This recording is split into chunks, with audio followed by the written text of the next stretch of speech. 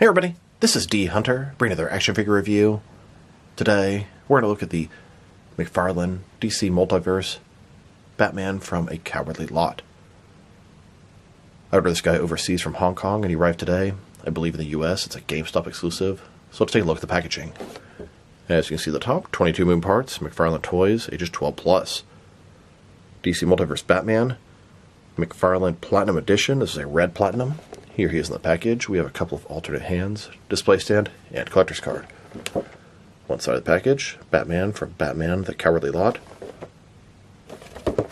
At the bottom, there's his barcode, if that helps anybody. And on the back, here he is, posted up from the comics. So with no further ado, let's open him up. Alright, now that this figure out of the package, here he is with all the accessories laid out. He has two alternate hands with batarangs, totaling 4 interchangeable hands, a collector's card, and display stand. Before taking a look at all that, let's talk about and check out the figure. So this is Batman from Batman, a Cowardly Lot. It debuted in September of 2021 and consists of Batman number 106 through Batman number 111. Now I have not personally read the story, even though I do have all of the issues. But the collector's card says, A Cowardly Lot is a thrill-packed, dangerous story. There's a new gang in Gotham connected to the resurgence of Scarecrow. Meanwhile, a billionaire, Simon Saint, comes to Gotham to pitch the concept of an advanced law enforcement project known as the Magistrate. It is always darkest before the dawn, especially in Gotham City. Now this figure here, it's kind of interesting. It looks like it's done on the Hush Year 2 Three Jokers body. And this is the first time they've ever made a figure on that body that has the head and neck as separate pieces. The way that most figures are done and the way we all wanted that Hush figure to be. So that's a pretty big achievement, but it does have some glaring flaws and reuse. So let's take a closer look. Now, starting with his head here, he has kind of an angry expression, and usually they look really dumb, but this one looks pretty good. I like it. He has white eyes, lenses there. The ears are sort of medium length, not too short, but not super long. And like I said, look at that. The head is a separate piece from the neck. The neck, it looks like they just sort of put a whole new piece and kind of shoved it in there, and I love it. I appreciate that. I've always been frustrated with the Three Jokers and Hush having the head and neck as one solid piece because you couldn't do head swaps, and the articulation was not exactly the way I liked. He has a cloth soft goods cape, and it has that kind of shiny material, or the shiny look on the outside, which I'm not a huge fan of, but it does have bendy wire on either side, and it looks pretty good. I can totally see the Three Jokers, Year 2, body, those signature wrinkles on the stomach area. Utility belt looks pretty good. I like the pouches. I like the color. Giant bat symbol with no oval. And one thing I don't like is the gloves and the elbows. Now, it's not nearly as bad as the Hush Batman from the Hush 2-pack, where they totally butchered the elbows. But the middle piece here has the paint kind of going across it.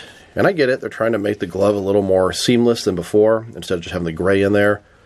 But just looks a little awkward, to say the least. Double-jointed knees, double-jointed elbows. I'd say it's a pretty decent-looking Batman figure, and I love the improvement on the neck. And a closer look at his face and head sculpt. And like I said before, I'm usually not a fan of these angry expressions. They usually look dumb, and I like more of a vanilla expression, so you can use them in all different scenarios. He's not going to look like this when he's standing in the Batcave talking to Robin. Well, at least not most of the time. But I think this one came out pretty good. And for the story, it sort of makes sense. They're challenging Batman's authority, new gang, new law enforcement. And then here's the figure, broken down as far as he can go, with all of his removable parts detached. Now let's check out his accessories. Starting off with the boring stuff. We have his display stand. Typical McFarlane display stand we've seen countless times before. And then we have his collector's card. And this is, I believe, the cover of the first issue of Cowardly Lot. Batman from Batman, the Cowardly Lot. On the back, there is a description. If you want to read that, pause now. Now let's look at his hands. He has a total of 4 of them. 2 left hands and 2 right hands. Here he is with his first pair of hands. His right hand is a gripping hand, and his left hand is a fist. And then here's his alternate hand. These ones have batarangs between the fingers, kind of Dark Knight Returns style. And he has 2 of them, and they almost look like claws, kind of like Wolverine. Now to check out his cape. It's made of soft goods. Like I said before, it has that sort of shiny material, and you kind of hear I'm not a huge fan of the material. It's not horrible, but they have better cloth capes. You can stretch out about this far. Pretty cool. You can get to some gliding poses. And it's bendy wire on either side. If you want to make it sort of flow in the wind, I like to sort of take it like this, wrap it up, wrap it back down, and then back up again, and you kind of have it sort of flowing in the wind. Of course, you have to put the other side to sort of match it, something like that. And then bam, you kind of have Batman with his cape sort of flowing in the wind. And I could definitely make it look better if I spend a little more time on it. But just a quick tutorial of how to do that. Now I'm going to look at the reuse and differences between a Cowardly Lot Batman and the Hush Batman. And they are done with the same base body, but there are some significant differences. So let's take a closer look. Start with our head here. Head, totally different sculpt. The neck, totally different. I love what they did with this guy here. I wish they'd done it with this guy from the beginning. The cape is different, soft goods versus plastic or rubber. The torso and stomach appear to be exactly the same. You can see the same wrinkles, the same sort of muscles on the side there. The arms also look to be the same. Although the hands are a little bit different. These hands are not new, they've been used before. You can even see the fins are the same. The belt, diaper are the same, and the legs are the same. So they're 100% the same figure, except for the heads, the cape, the hands, and the paint job. Here are all the McFarlane figures that utilize the Year 2, Hush, and 3 Joker's Batman body. I count a total of 20 of them, and there's at least 3 more I can think of that I don't have. The Big Bad Toy Store exclusive black and white accent Year 2 Batman, that guy's not out yet. And I believe the new Collector's Edition Year 2 Batman, both regular and Platinum versions, use this body as well. So I'm on the hunt for all 3 of those. Now that we've taken a pretty good look at both the figure and his accessories, let's check out his height. From bottom to the top of his head, standing about 7.4 inches tall, which can translate to just under 19 centimeters. And if you go to the top of the ears, about 7.6 inches tall. And for his articulation. Start with his head, and it's very refreshing to say it moves at the top of the neck. You can rotate side to side. You can look up about that far, down a very good amount. Can tilt his head from one side to the other. Shoulders on the ball joint goes up more than 90 degrees. Up, down, around. He's got the butterfly ring between his shoulder and chest, increase the range of motion, and more importantly, covering the giant gap that would be there. Bicep cut. Double jointed elbows. His wrist can rotate, and it's hinged as well. He's got a ball joint in his torso. Rotate around. Forward and back. Another one in his waist. Rotate around, forward and back. Between the two, very good range of motion. You get a little more out of the torso than the waist out of this guy. Legs, complete as splits, McFarlane style hip joints. Rotation is minimal, but it's there. Legs go forward, about that far. Back, not at all. Double jointed knees. And his ankle. Forward and back. Rotate. Tilt, rock. And of course, toe articulation. Here's a look at this Batman on a rooftop of Gotham, overlooking and protecting his city. And here's a closer look at the Cowardly Lot Batman. And here's a look at Batman holding his batarangs, cape floating in the wind, in the night sky. Now let's check them out. Next is some other action figures, starting off with some of the McFarlane DC Multiverse figures. Since I don't make any other figures from a Cowardly Lot, and I would love to have made Scarecrow, let's go ahead and check them out with some other Batman figures. Here he is next to several different McFarlane DC Multiverse Batman figures. These are all from the comics. Then, with some more McFarlane Batman figures. These are also from the comics. And here he is with even more Batman figures. These are from different various forms of media. Now let's check them out. Next to some other recently released McFarlane DC Multiverse figures. Here he is, next to the most recent wave of Batman figures. We have the Justice Lord Batman, Batman 1,000,000, the Cowardly Lot Batman, and both the orange and purple versions of the Rainbow Batman. Here's this Batman, next to the Connor Hawk Green Arrow, and the Page Puncher Starman. And here he is, with the Christian Bale Batman that came with the Batpod.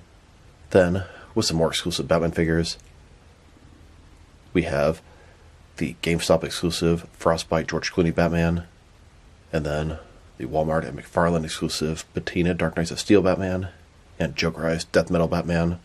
And now, with the Titano vs. Flash 2-pack, here's this Batman, Next to the Flesher Superman, the Walter West Dark Flash, Titans Tempest, and Shadow Pact Nightmaster. And here he is, next to the most recent Batman movie wave, both versions of the Batman Begins Scarecrow, and the Michael Keaton Batman. Then, with the Flashpoint Thomas Wayne Batman versus Reverse Flash 2-pack. And now, with the 9th wave of McFarlane Collector's Edition figures, both the regular and Platinum Chase variants of the Guy Gardner Green Lantern, Power Girl, and Captain Cold. I'm still on the hunt for the Series 10 figures. And finally, with the Joaquin Phoenix Joker and Franklin Murray 2-pack. And since this Cyborg Superman is a Platinum Chase variant, I wanted to take a look at all the different McFarlane DC Multiverse Platinum Chase variants out there.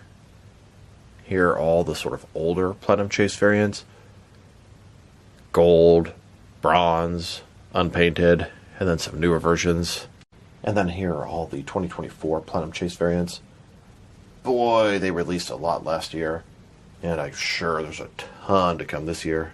And here are all the Platinum figures I have from 2024. They finally kind of started to release quite a few of them. It was a slow start at first. Some of these are silver Platinums, the 3 on the left, and the rest are red Platinums, which means they're just a Platinum figure, not necessarily a Platinum Chase variant. Now, there are several Platinum figures I'm still on the hunt for that are already out. For example, the Digital Wave Two-Face and Dr. Fate. The Collector's Edition Wave 10 Year 2 Batman, Deadshot, Adam Strange, and the Page Puncher Damage. If anyone out there has a lead on where I can get one for a reasonable price, or can possibly help me out, please drop me a line in the comments below. It is much appreciated. Now let's check them out. Next is some action figures from different various companies, so we can see how he fits in both scale and style-wise, in case you want to know which lines you can mix him with. Since he's a McFarlane toy, they're typically the 7-inch scale. I'm going to start off my comparisons with some of the larger action figure lines I collect, and work my way smaller, and I'm going to include as many Batman figures as I can during these comparisons. Since we are checking him out next to a bunch of other McFarlane DC Multiverse Batman figures, here he is with some more McFarlane toys. In front of you are 5 different action figure lines, all from McFarlane toys, all 7-inch scale, and now with some Jack-specific wrestling figures and some Diamond-like toys. Here's this Batman next to a jar of Alfredo sauce, and here he is with some DC Direct and NECA Batman figures, then with both some Mattel and Jazzwares wrestling figures, and now with both some Mezco and Mattel Batman figures, next with some Mafex and Hasbro Marvel Legends, and finally with some SH Figure Arts and Jazzwares Fortnite figures. So overall, this is a pretty nice Batman figure. Here are my negatives. I do think the sort of joint between the elbow that's sort of half painted black and half gray is a little off-putting, although it's better than making it all black and interrupting the sort of gray part.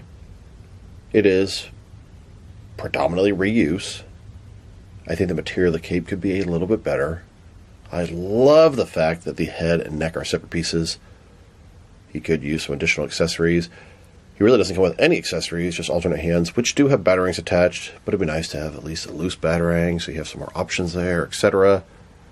I like the color scheme, the sort of black and gray. I love the color of the utility belt. His articulation is everything you expect from a modern McFarlane figure. The accessories are kind of on the disappointing side, and the sculpt and paint job are pretty nice. Once again, I love that they fixed the head and the neck. They couldn't have done that, I don't know, 3 years ago. If I were to rate this figure, I'll probably give him a 7.5 out of 10. I'm really enjoying this guy, but he does have some things holding him back, and it's mainly the sort of lazy reuse. And I like the Hush body, so, you know, mixed feelings on all that stuff. I don't really mind the reuse on this guy at all. I think he looks pretty good. So this is D Hunter. Thank you for watching this video. If you liked the video, press like below. If you have anything you want to save the video, add to the comment section. If you want to see additional action figure reviews from me, press subscribe. I do appreciate you do that. Once again, this is D Hunter. Thank you for watching this video, and I'll talk to you guys real soon.